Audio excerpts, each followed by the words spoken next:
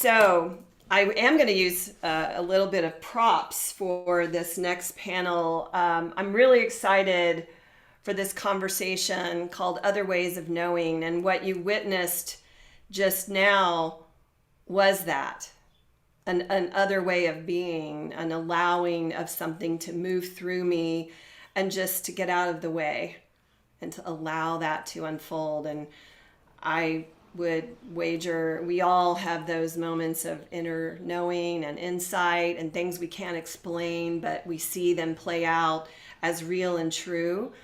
So, this particular discussion, when kind of dreaming this event into manifestation, was really important, and it was very much inspired by Esther Park, who is the moderator for this panel. I've been at events where she's been speaking, and she'll talk about other ways of knowing. And here's a woman in, investment in a very masculinely crowded space, and she bravely speaks to this using the gifts of our sensory apparatus to tell us what is right and true, and not just run off after shiny baubles of technology and measuring things in order to know what is healthy and what is serving life. I think just to remind you on a housekeeping side, that this will be followed by Q&A. So please, as questions arise while you're listening to this incredible group of women, that you put those things in the chat, and Riley will be sharing those with Esther so she can ask them towards the end of their discussion. So I would like to bring Angela, Nora, Erin, and Esther to the stage, and welcome you all to have what I know is going to be a really meaningful conversation at Women Leading Regeneration. Thank you so much. Thank you, Selene. What an opening. I just feel my vibration increasing and just really strongly as a result of that. And so I wonder if we could just all take a collective breath, just take a big inhale and release.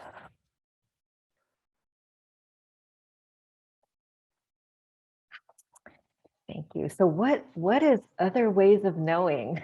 It's kind of a odd mystical title, but maybe appropriately so. I just want to do a little bit of context setting, and then we'll sort of get into our opening here.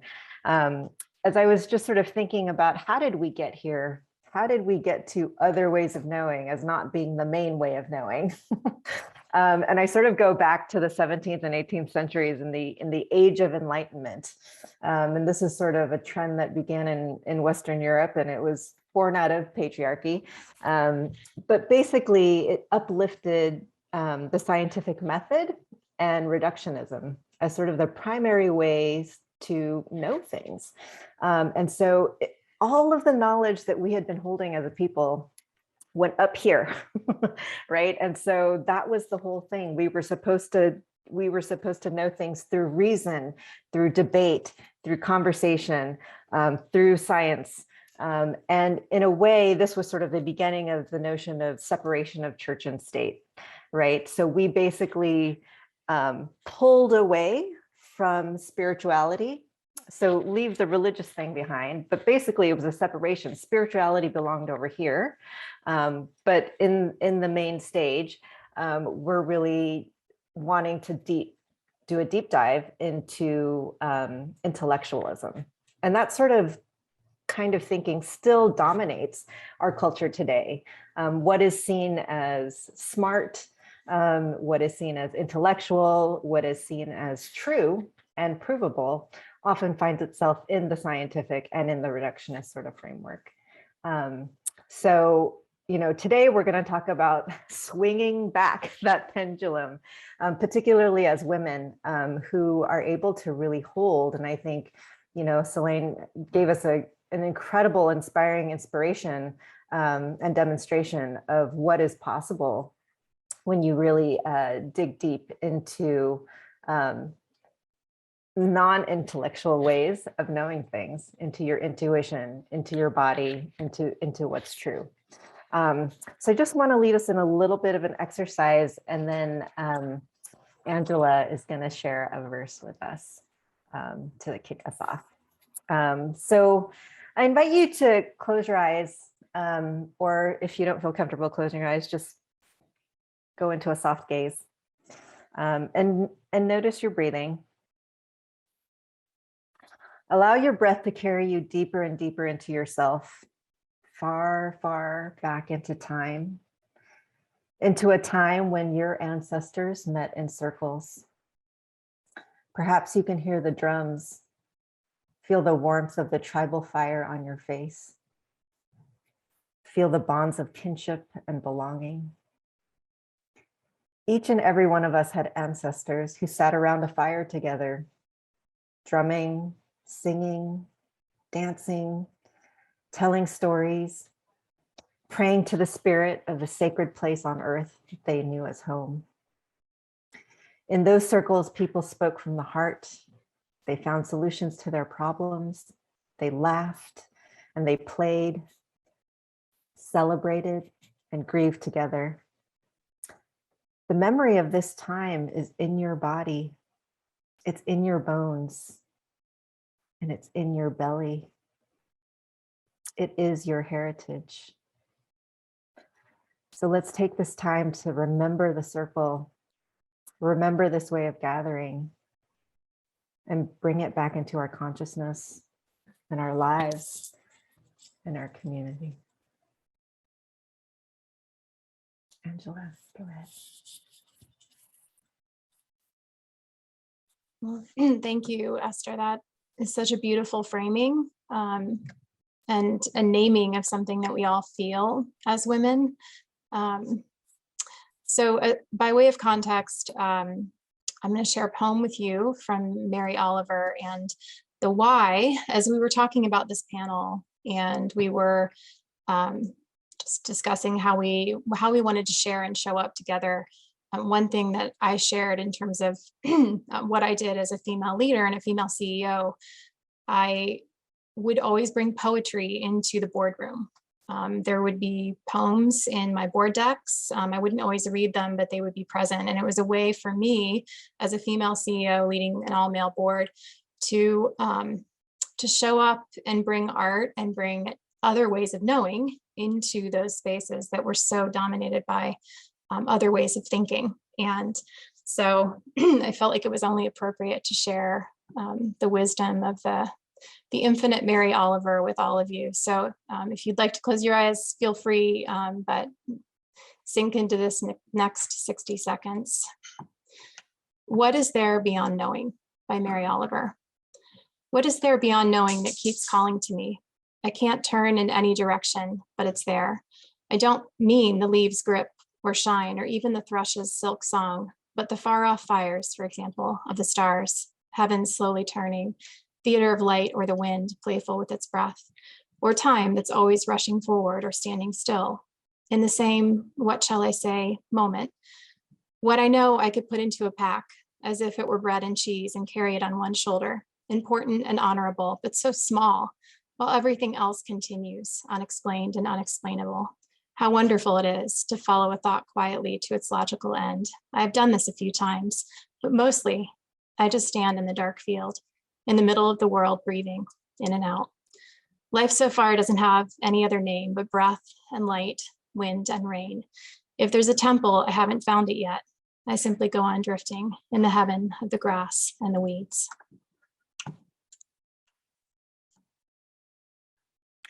Thank you, Angela, for that verse. Love Mary Oliver. So I want to kick this off with just some introductions. We have an amazing panel here of women today. And so I'm just going to leave it to each of you to introduce yourselves. And as you introduce yourself, would love for you to also talk a little bit about when we say other ways of knowing, what does that mean for you? And Erin, I'll kick it off with you. Thank you so much. What a pleasure and an honor to be here and on this panel and with everybody. And just say before I introduce myself, just this last 10 minutes has just been so nourishing for my heart. I know that we're in a tender moment in a collective, particularly as women. And so all of this, it just feels incredibly nourishing, which of course is on on message with the soil and the nourishment of the soil. So to introduce myself, primarily right now, I guess I would identify as an author. I've written a book called Grounded, A Fierce Feminine Guide to Connecting with the Soil and Healing from the Ground Up. And it was born out of really a journey around spirituality. And it started with me getting a doctorate from USC in urban planning and sustainable cities. And I actually didn't learn anything about the soil in USC in 6 years, which is really fascinating. The regenerative agriculture movement as it is now didn't exist in the same way at the time. I graduated in 2013. So I didn't discover the soil until 2013 when I graduated, and I actually co-birthed the organization Kiss the Ground way back when we were volunteers before anything. I was there for about the first 6 months to maybe almost a year in 2013. And when that message came to me, when the soil came to me, it was like a lightning strike. Like there was something that my whole body knew that this was the thing, or there was something huge here. And like I said, I had been studying climate change. So I'd been looking at urban sustainability plans in cities and looking at what we could do. I was looking for solutions really as a student. And as a professional, I thought I was going to go work in cities and do that thing. And then in combination with that, the soil moment, I also began what I would call a spiritual breakdown. So I was very burnt out from academia and from really 10 years total of academia. And climate change is a tough subject. It's a really dry, hard, depressing subject, especially at the time when so much of this information wasn't mainstream and wasn't in the universities, at least where I could find them. And so, and I had really no kind of spiritual context or rooting at the time. And so the breakdown was significant. And it also felt like a major failure. It felt like because like the things that I was trying to do, that I was efforting to do weren't working. At the time, it felt like a huge failure. And anyway, at some point I called it all and said, I'm going to go to Bali and do yoga teacher training, like very eat, pray, love. Like I just can't do anything else. I put all my stuff in storage. I left. And that was where I discovered yin yoga. And yin yoga was actually the doorway for me to recognize that the soil thing that I had kind of discovered was in fact the parallel to the yin. And then further down the line, I realized that the soil is the oldest divine feminine metaphor of all time. It took years for me to come all the way through. And really what I was following at that point was yoga meditation journey, a sensory perception journey, coming back to my intuition journey, all the way into plant medicine. And by now, all the different modalities of personal and spiritual, I think, growth. And I would call it like re-nourishment, really, from like what I can look back as metaphorically as like I was in a state of very dry soil at the time. Like I was as malnourished, overexposed to the sun. And so this journey of the yin has really defined everything. And so the book that I wrote took 7 years. So the whole thing wove into this spiritual journey. And inside of the book is so much of my struggle. It was a real struggle, because what I call now the like air quotes coming out of the woo closet was a primary part of my journey. It was really hard. And to this day, I still get pushback from academia, from different parts of society, from all manner of things. I'm actually at this point quite vocal as a writer and as an artist and as a businesswoman around topics of taboo topics, or say sacred sexuality, for example, is in my mind directly connected to this conversation about soil, and not even in my mind, in my heart, in my body, that this is, as the oldest divine feminine metaphor, this is a womb conversation. Like the soil is a womb metaphor. And so the idea of tending to seeds and covering the seeds and caring for the seeds and life gestating in the darkness, and again, the yin and the resting, and then life is born, that like the sun is not the only source of life. The darkness is also the source of life. And so really remembering the yin, really remembering like the other half of the equation, and then reintegrating it back into our bodies. So as far as other ways, again, other ways of knowing, I love the way Esther put it. It's like, how do we get it? What happened that this is the other way? These original ways of knowing. And so, yeah, and I think it's really beautiful. I was just in a conversation yesterday, and I would say categorize like all of my air quotes work conversations as if people could hear them in like the mainstream, if people could hear them, they're all spiritual woo now. Like I'm fully in this other realm. And so we're speaking in terms of divination, in terms of how does our body feel today? What's present? What's true? And we're present in teams, working in teams. We're present to the sensitivity of each person all the time. And I'm primarily working with women. Yeah, the conversation about our cycles, like we work with our cycles. And even the metaphors of the cycles of nature, if one doesn't physically bleed, that we can still work with the cycle of the moon. And so all of my work schedules are all connected to the wheel of the year and connected to astrology and these things that still in some circles are very strange or even pushed back, really hard upon. And at this juncture, I'm like, how could you possibly plan a year without without connecting it to the cycles of the year? Like how if you don't know the astrological weather, like how do you navigate? And so yeah, I feel like it's a joy to be able, after all these years, to be fully embodied in this space, and then also knowing that this isn't still the mainstream, that this is still like somehow the other way. And I think the more strongly that we can all step into these spaces, into these tender spaces, into these intuitive spaces, the more deeply we can work with Mother Nature, Mother Earth, the soil as a fully spiritually embodied endeavor, which is what it is. And to stop talking about it like, oh, well, this is the spiritual aspect of it, which is so interesting to me. I'm like, there's no other aspect. I mean, it is Mother Earth, like she's a Mother Nature, like there is the primary way of knowing. So yeah, returning to that, I feel like is a main purpose and root of my journey, and the ways of knowing with which I operate and do my art and work with other humans and work in teams is all navigated by these air quotes other ways of knowing. That's beautiful, Erin. Thank you for sharing that. I'll turn it over to Nora.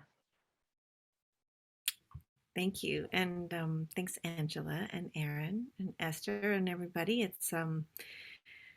I think it's great to take this moment to kind of get to the side. I sometimes call it getting parallel.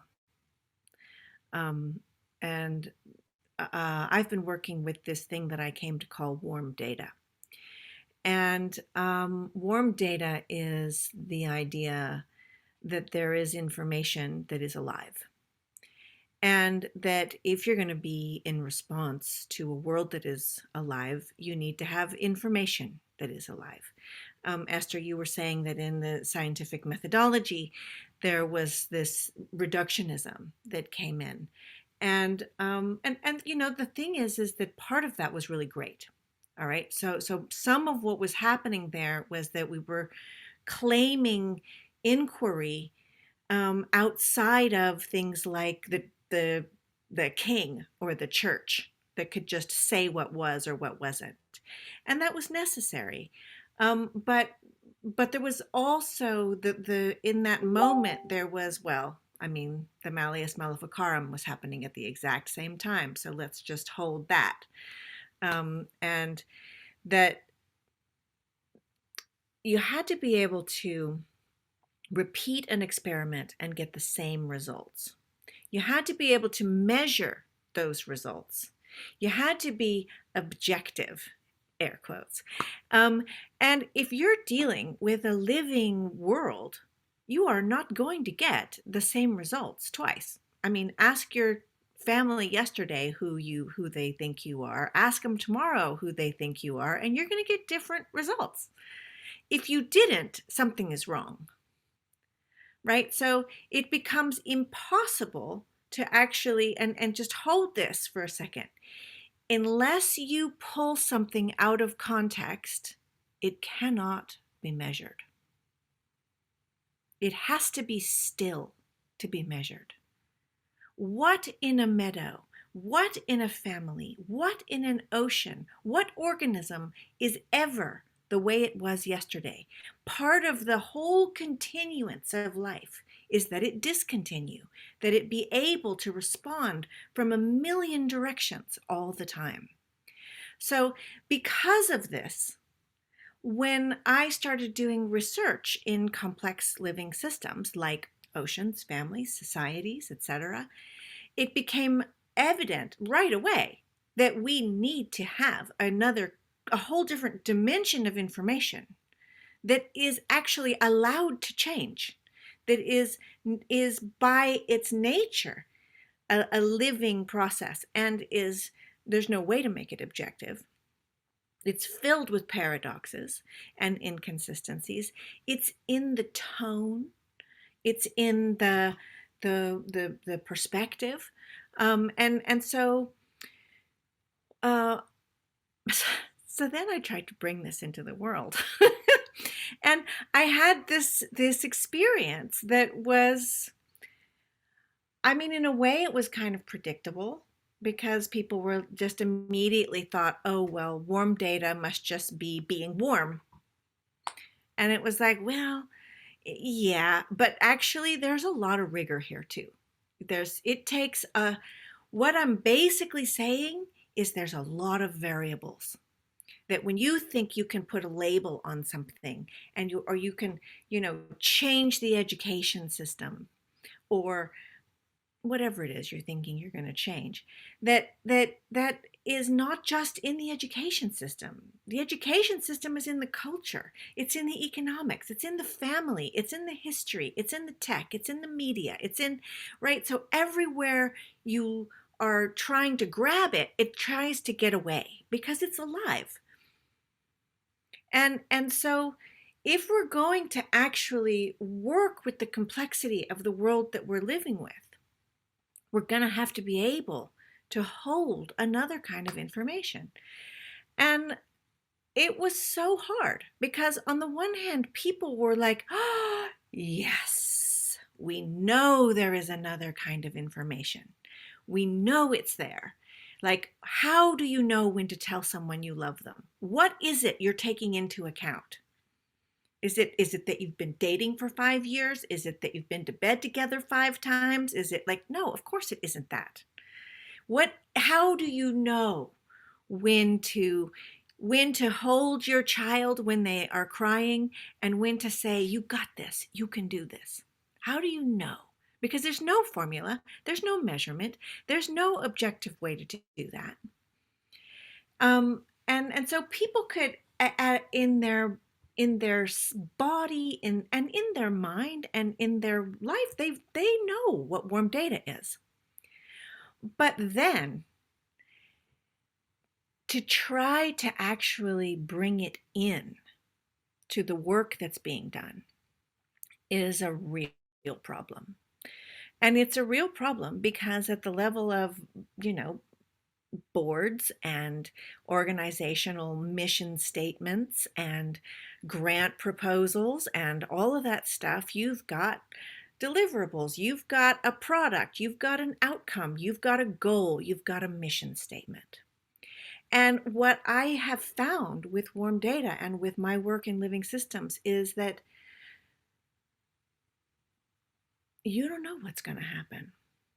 And if you project that knowing, you actually eliminate all kinds of unexpected pathways that would have been opening up along the way had there been any possibility of allowing them.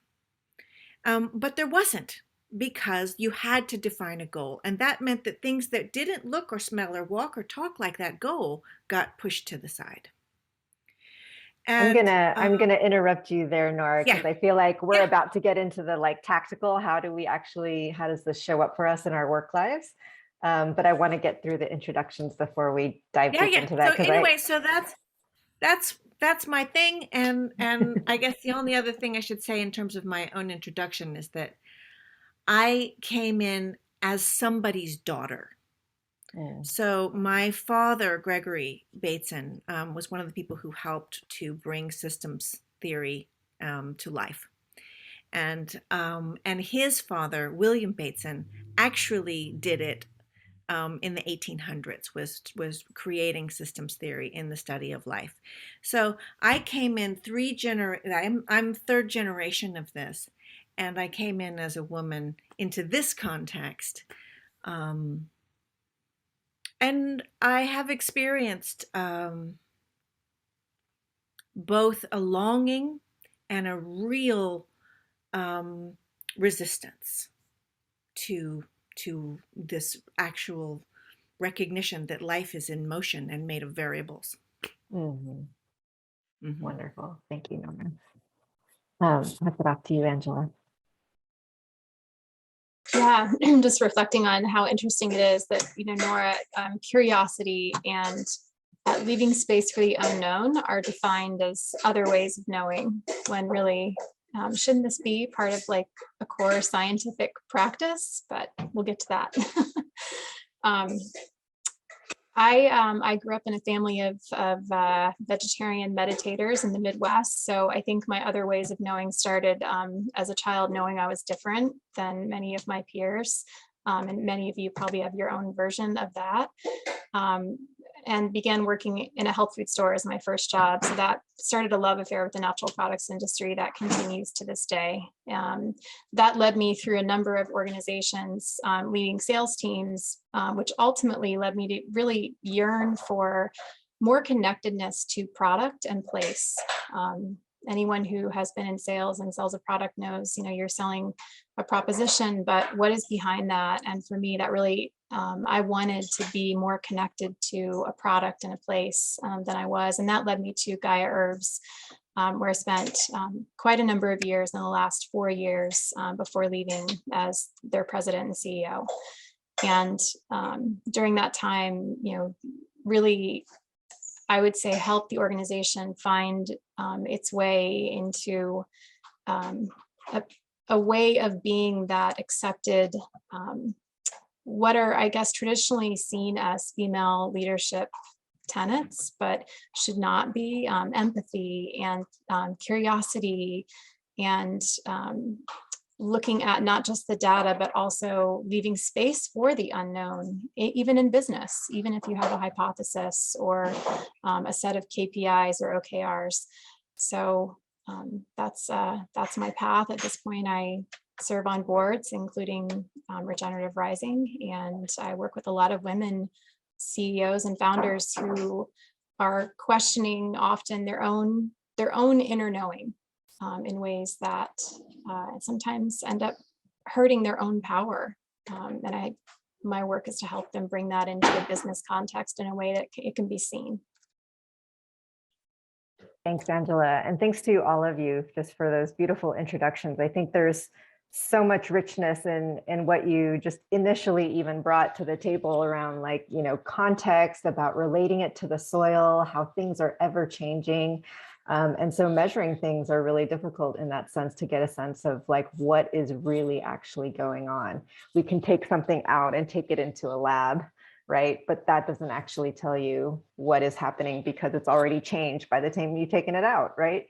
And so I want to get a little bit into the practical aspect of it, in terms of like how does this show up, and how do we show up with these other ways of knowing that may not be accepted, or it may not be welcome, or even just acknowledged. I think about this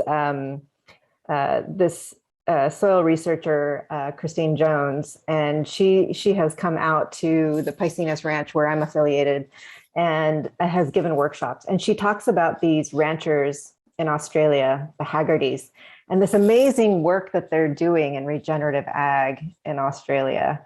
And she's talked about them almost every time she comes and gives a workshop. And we actually had them come to California and do a presentation. And it came out. So even though this is a very sciencey kind of presentation, it actually came out that these folks engage an Aboriginal intuitive land reader. I don't even know what the title for this person is because I don't think there is one, but they bring somebody out to intuitively, I guess, commune with the land and tell them what they should be doing with their farming. But none of this ever comes out in any of the presentations. But it was the piece that we were like, wait, we need to know more about this. What is actually going on? How are these people, how are you working with them?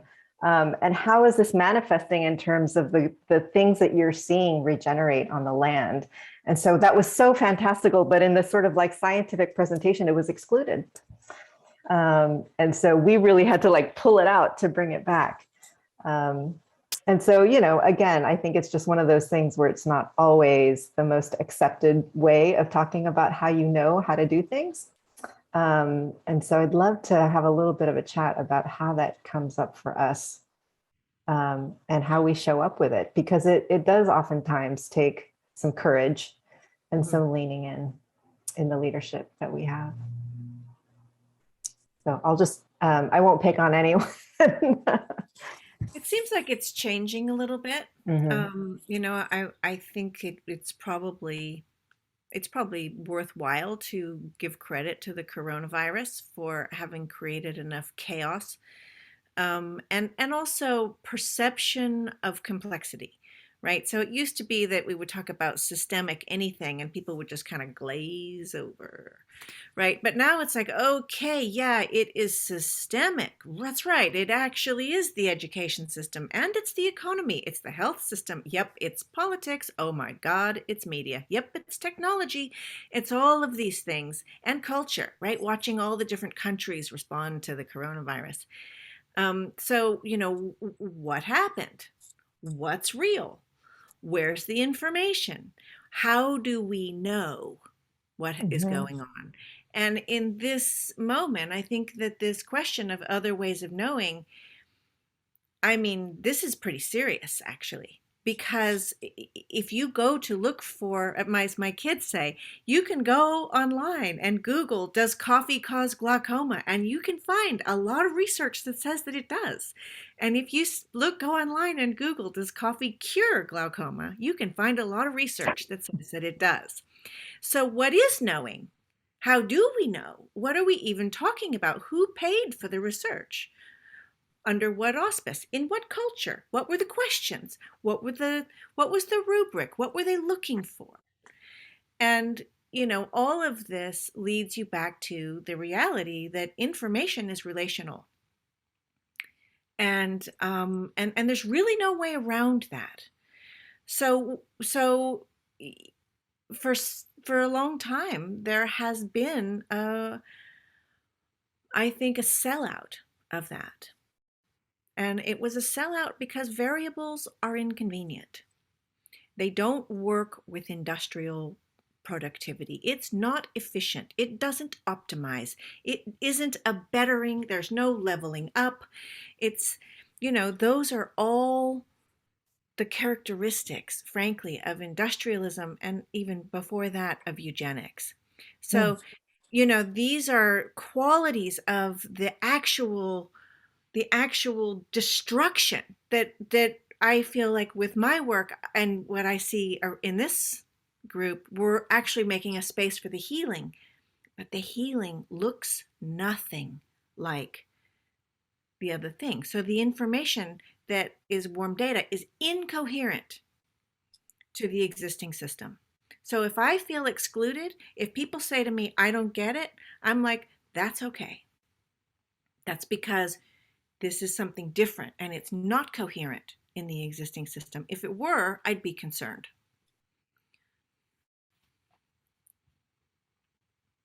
I agree. I'm going to jump in on that. It's really, that's what I was just saying yesterday in one of my like magical meetings. And I'm so deep in the world of the magical and the communing with the fae and the elementals that it's a little, I'm like, okay, who are we talking to?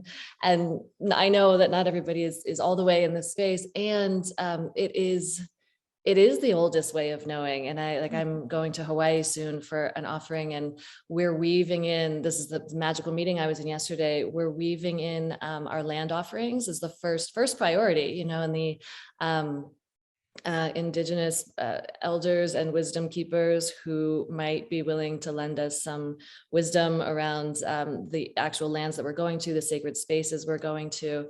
One of the places we may visit is like a wellspring that's not well known. And that brought me to kind of the mythology and the mythos of the place and the land itself, and to the notion of the well maidens who apparently are all over the world guarding sacred crystalline waters all over the world. And it's kept secret for a reason, because it is so, because sacred crystalline water has been so attacked and extracted, that there are keepers holding these secrets. And the ways to re-enter into these sacred spaces is through indigenous wisdom, magic, and communing with the spirits of the land. And literally, not in a sort of metaphorical sense, but literally there are ways of say approaching, apparently the way that it's done in this land that we're going to is you go in and with your left hand offer your DNA. And so the easiest way is spit. And so you offer a little bit of spit to the land, and then say your name and let the spirits know who you are. You say your name, and then you say, I'm the daughter of, and your parents, as far back as in their indigenous traditions, as far back as 7 generations, because the spirits there could potentially know those humans that were living there. So there are those webs that are ancient. And I feel like, as wooey and out there as that may sound to some people, it's how have we gotten to a place, exactly this, where it's so upside down, we are so at odds with ancient traditions that have been kept all over the world. Introducing yourself to the land and the spirits is held by humans all over the world and still very active in most places. And so the fact that our overculture would be put off by that is really something. And I think that's kind of where we are collectively, maybe not kind of. It's how then in, let's say, the field of regenerative agriculture, where are we in our actual communing with the land? Where are we in our communing with the cycles of nature? Where are we in the actual bringing it back to life, saying it out loud, not having it hidden in the corner because it's going to be attacked. So I think there's, weaving, all of this incredible weaving that we're doing. That's how it shows up in my life. And I know it's a little bit extreme, which is funny too, that's the case. And I think there's something to inhabiting that space as well, and being out there in public. In my particular situation, I have the freedom to at this moment. And so speaking out about it can open doorways of curiosity in other humans as well. They're I have no idea what you're doing. That sounds crazy, but I'm curious. I am can you tell me more about how does this work? How does tarot work? And I think that's a beautiful opening that's also coming through perhaps.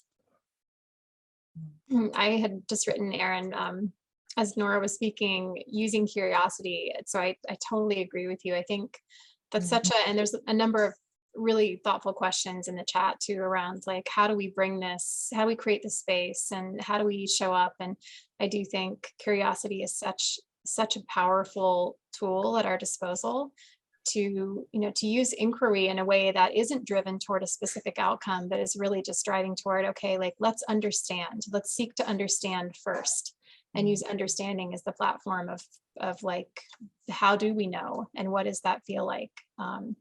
I think, one practical sort of tactical way that it showed up for me as a CEO, leading a fairly large organization, and Esther, you could probably relate to this as well as a leader.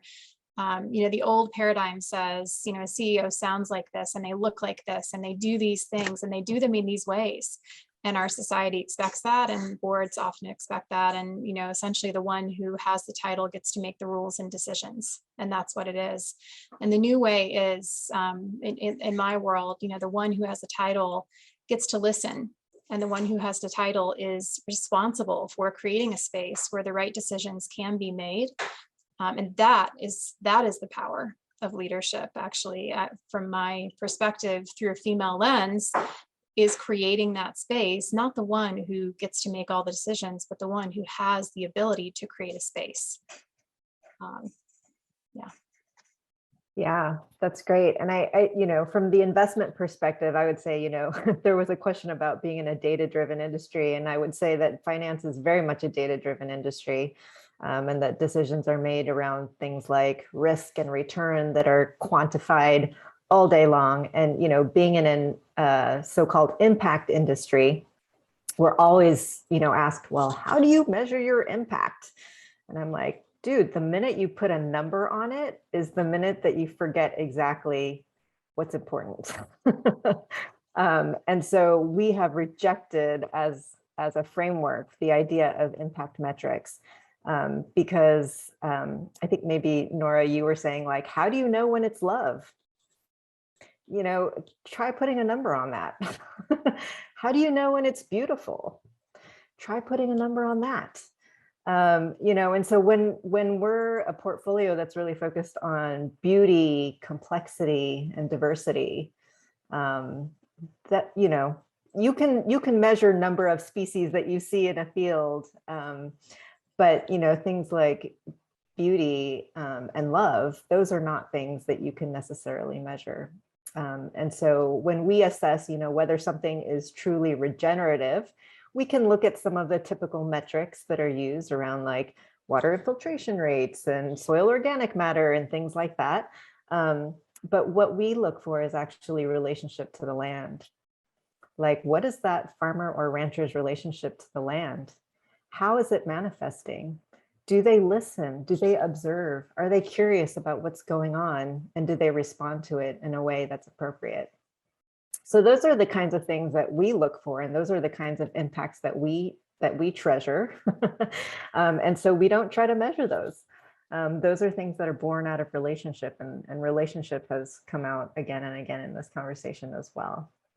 And so I want to talk a little bit about courage, because I think for some of us, we just try to sneak in the conversation, or we try to come at it a very sort of like, I guess, unintimidating way. But I would say that, like, at least for us at the No Regrets Initiative, we have the fortune of being an all-woman team. And we have fully embraced other ways of knowing as a way of operating. And so we have had times where we have had an investment opportunity come up, and somebody said, "Be careful." And I said, "What does that mean?" And they said, "I just have a gut feeling that there's something not right about this." And so we didn't do it. We didn't make the investment.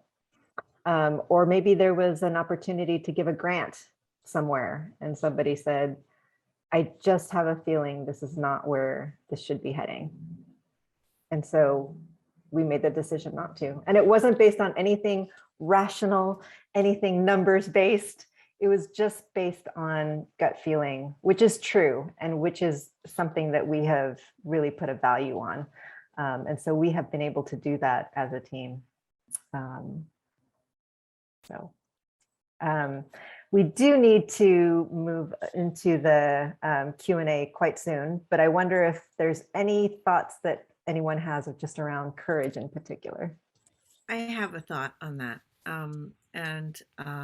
I think for me, I was telling you that I'm coming into this 3 generations in, and 3 generations of white people in. Okay, so what my family has always been trying to do is to bring in the vitality of life into science.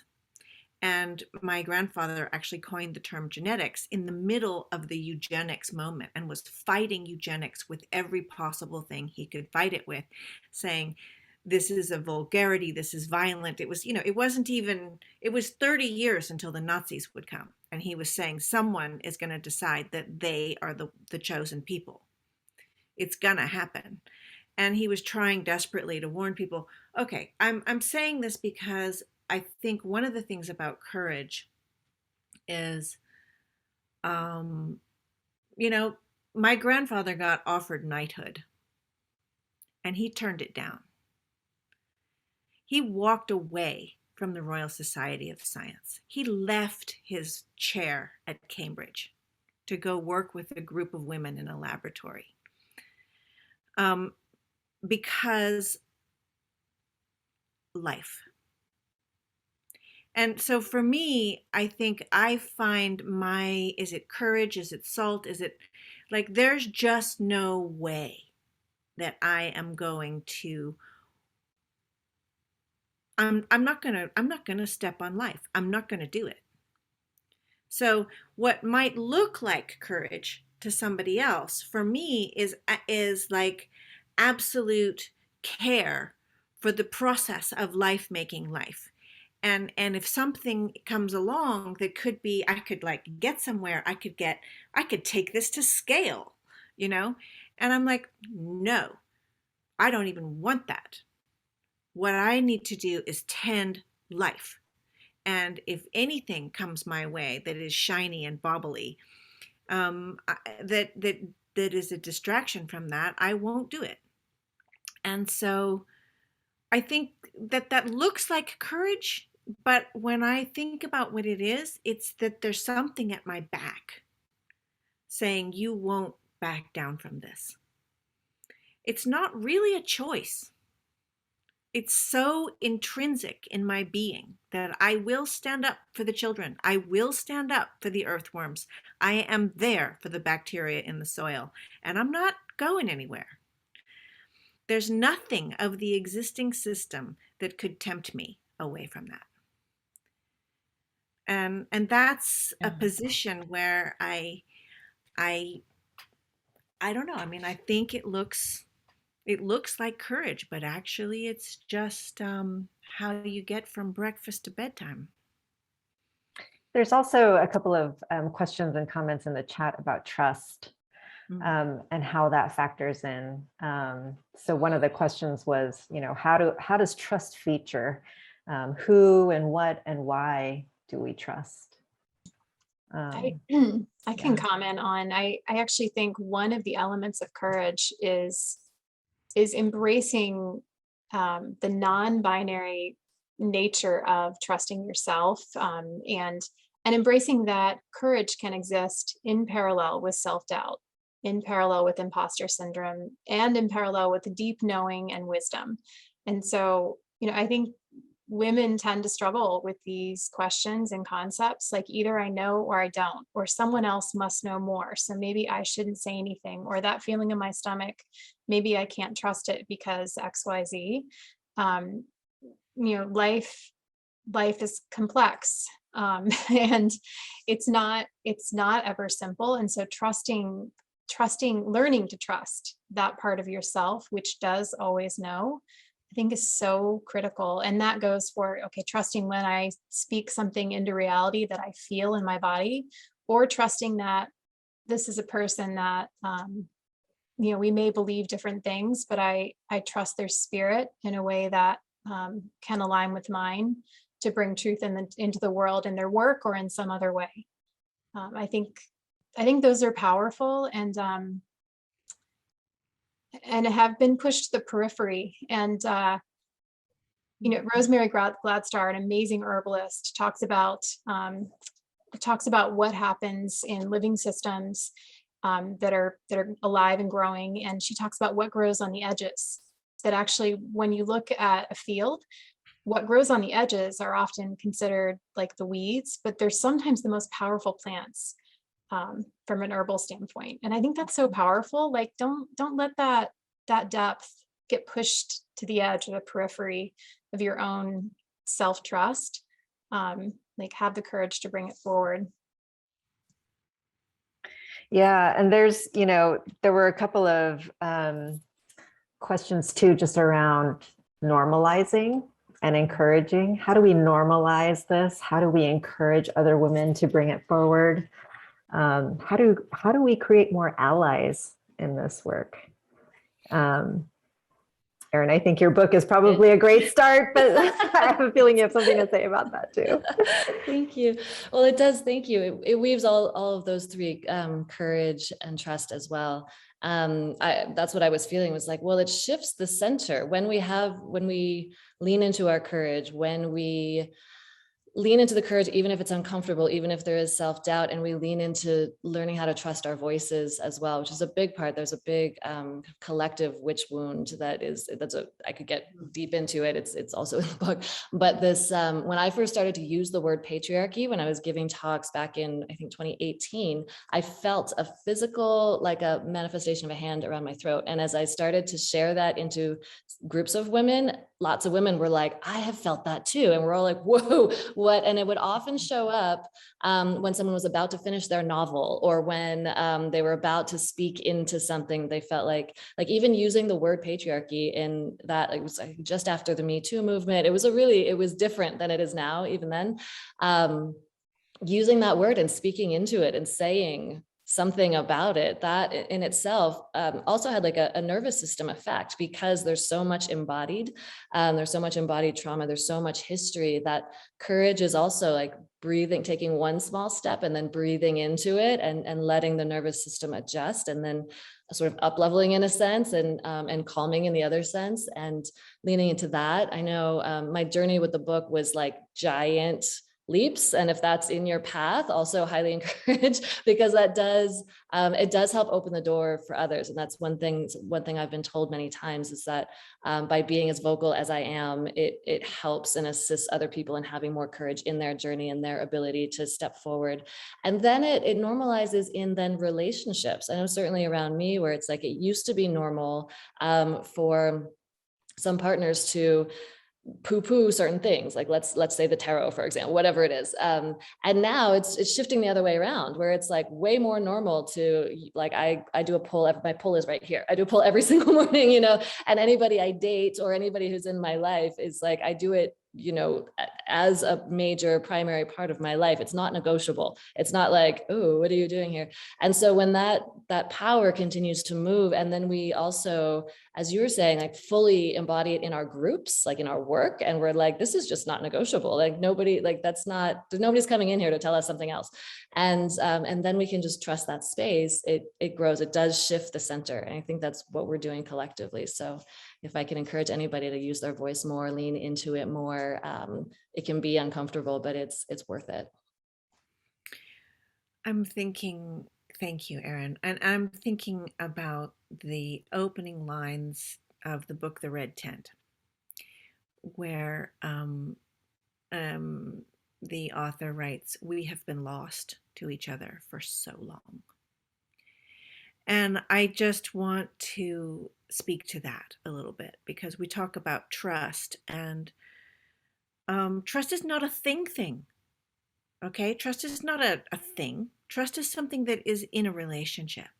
It's in a context. You don't just make trust.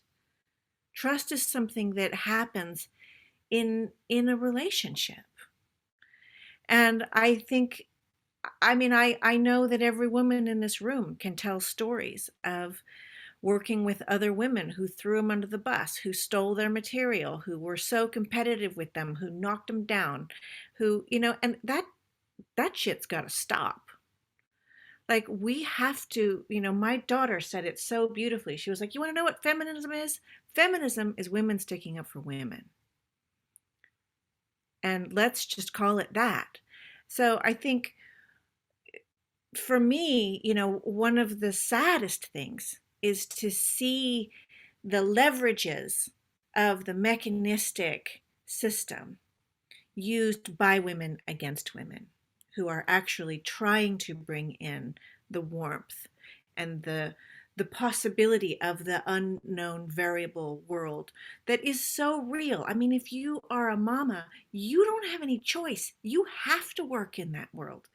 You can't measure it and control it. It's alive. It's everything from menstruation to pregnancy to birth to child rearing. It's out of your control. So what do? You show up to the dance, and you show up all attention. It's not a sleeping dance. It's a super attention dance. And so I, for me, I just want to say that it's really important that women take care of each other so that we can take care of our kids, of the guys in our life, of everybody else, of the earthworms. But right now, we're not there yet. Yeah. Agreed. Yeah. There's a question also just in terms of shifting from a goal to a value mindset. And we've talked about a lot of interesting values here. I've been writing down some words that have been coming up: context, curiosity, nourishment, space, relationship. How do we start shifting towards that? And I think, I don't know, maybe Angela, you particularly from the company mind, viewpoint, how do you shift from goals to values? Yeah, I mean, I see this as so circular. And I mean, the reality is, and many of you likely work in, the business world. And so you have deliverables that you're accountable for, and you have goals and objectives, and you have a strategic plan, and you have a boss, and all these things are part of the real world. So how do we align that with this deep knowing and what we're talking about? How do we bring these two things into a dance with each other? As Nora said, like, how do we align that? And I don't know that I wouldn't say there's one way, right? Like, we're each going to find our own path. I think what I have found to be true in my own professional journey has been that creating a space for listening as a leader allows me to learn in ways that then align the values that we are trying to espouse and bring to life in our workplaces with the goals. So I do think it's important as a leader at any scale to define what success looks like. And you can talk about that any way you want. What does success look like and what does it feel like? Let's put it on paper. And that may be very quantifiable. That may be part quantifiable and part, here's what it feels like. Here's how we'll know when we're there. All those things are okay. But, then you can't drive toward a goal of any type without people who are aligned to that in ways that are not just about a data set. You have to have people who care and who are bringing themselves to their work in a way that will make the impossible possible to drive toward whatever that success is. So I think, yes, defining, okay, here's what success looks and feels like is critical. And doing that in a way that aligns with your own values or your missions, your mission, your why, your personal why, your organization's why, but then also making sure that okay, what are the value systems that this organization stands for, that I stand for, and how do I bring those to my work in a way that is both daily and also part of the DNA of my team, of my function, of my organization, if you're leading one. Both are possible.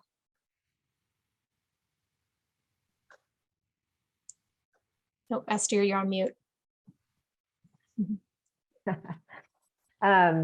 There's also a question in the chat that I want to touch on before we wrap up, and this is about scale.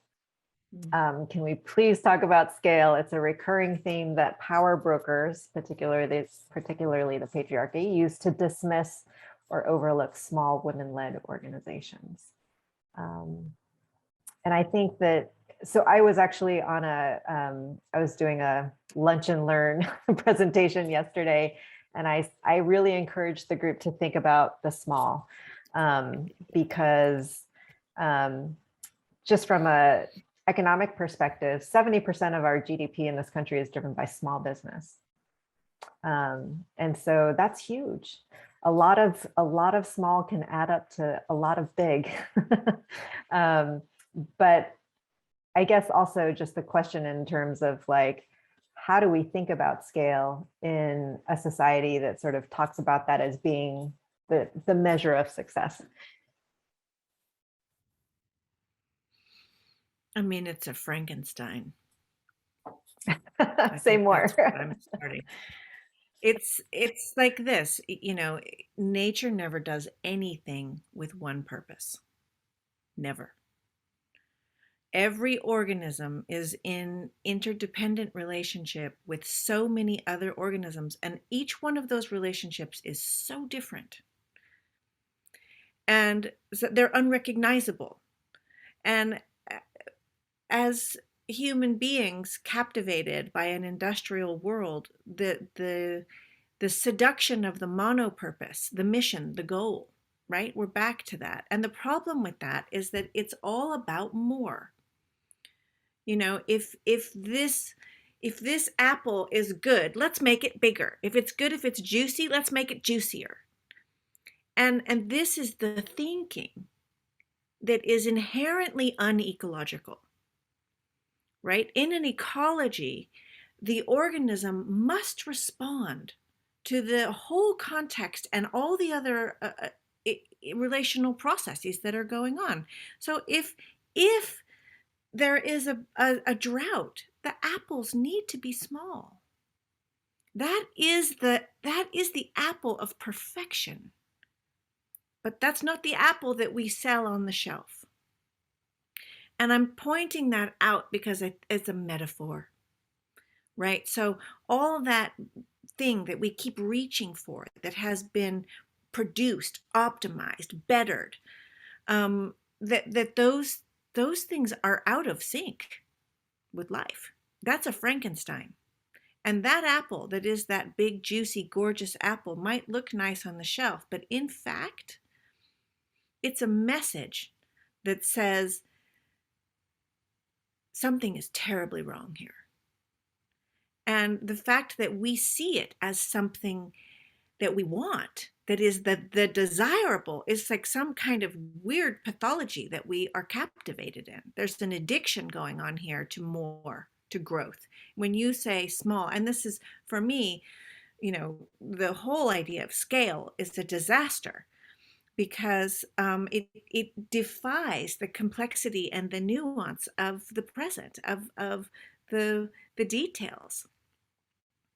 I got an opportunity recently to really, do warm data at scale. And I was like, no way. No way. I am staying in the underground. Like, you go ahead, you take your project to scale. I'm staying right here. Because this is where the conversation is rich. This is where whatever I'm touching is we're actually in mutual learning. Something is happening that is alive. And to switch that up for a top-down model and a, super groovy logo, like, no way. No way. I love that, Nora, because I had somebody who was new to regenerative ag come up to me and say, "This is amazing. We should get 1 million acres and just like do this thing." And I was like, no way. Forget it. That's not how we're going to do it. That's not how we're going to regenerate.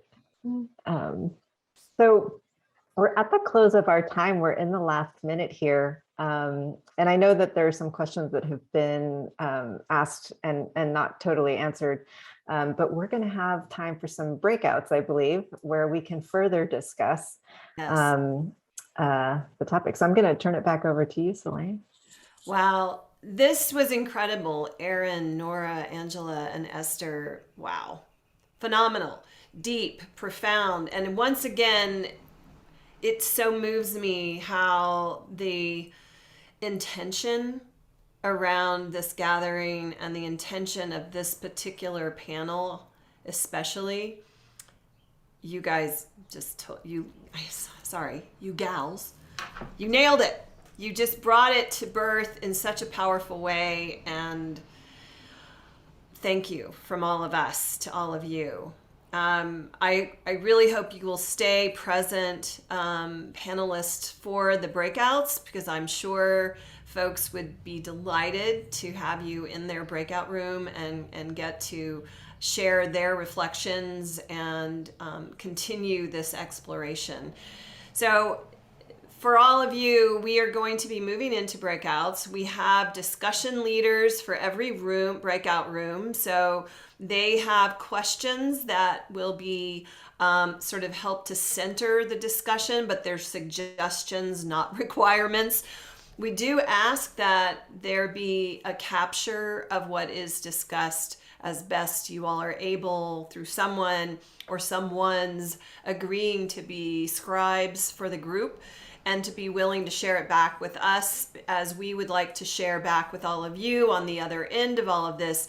What has been generated? What are the reflections that are arising in the presence of each other, and all of this incredible sharing from our speakers? So then I have stopped looking at my notes. When we come back, we're going to do a group photo for capturing everyone who's here on Zoom together. So just when you come back, do come back and let us take that picture of all of your beautiful faces. And then I think, once again, Tay is usually doing this piece. Then we will go into an actual break. And please nourish yourself. And then we come back with our discussion rooms that are being hosted by your fellow participants. And I think it will be really wonderful for everyone to be able to choose one of those rooms and just commune further with one another, with one of your sisters who has put forward something she's passionate about and would like to share with you. All right, so thank you. And again, thank you to the panelists, Esther, beautiful moderation, and each of you. Erin, I love what you're bringing, your courage to bring the fairies and the unseen realm forward. I love it. Nora, wow, the notion of warm data is exquisite, and what an extraordinary legacy that you are bringing this deeply feminine element forward. How beautiful. And Angela, bless you, sister. I love your presence, your energy. Thank you for bringing poetry into this forming of this conversation. All right. I think you'll see a little symbol that indicates your breakout room, and enjoy time with each other. I believe you have 30 minutes together. So an opportunity for some rich sharing in the circle.